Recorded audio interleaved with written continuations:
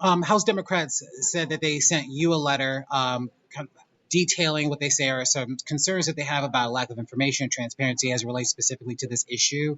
Right. Have you responded to that letter? And I think for the concerns that were raised, have you addressed them?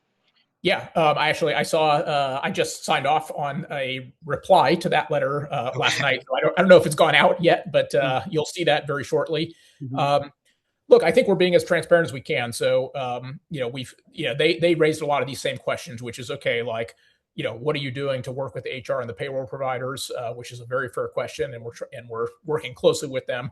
Again, I think the best alternative will be for us to find ways to just, quite frankly, reimagine the process, which will be good. As you know, we've got this big consolidation project we're working on to consolidate all of the HR systems. This would be a major benefit once that program's fully launched, which is, again, part of the reason we have to go to HR and payroll is because we don't have the canonical history of all these individuals because all their information is scattered in various places. So that's one big benefit that will come out of this HR consolidation project as well is we will be able to reimagine the entire process. But yes, we've shared with them what we're doing. I mean, our goal remains the same, and I feel like we're on track, which is by June 30th, our expectation is that more than 90% of all applications will be electronic. Um, the outstanding categories we've had historically were number one, is, as you know, it took a while for a number of the payroll providers to get on board to the electronic system. So a huge number of the DRP related applications are paper instead of electronic, which obviously is not great.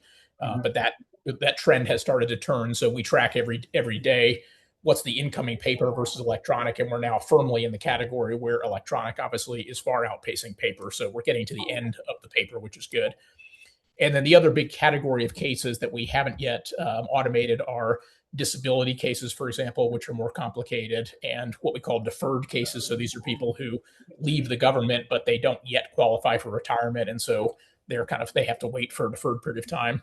But our development plan is to have both of those categories done. So by June 30th, the only things that will be missing will be some of the intelligence community agencies, which obviously have a very, very different process.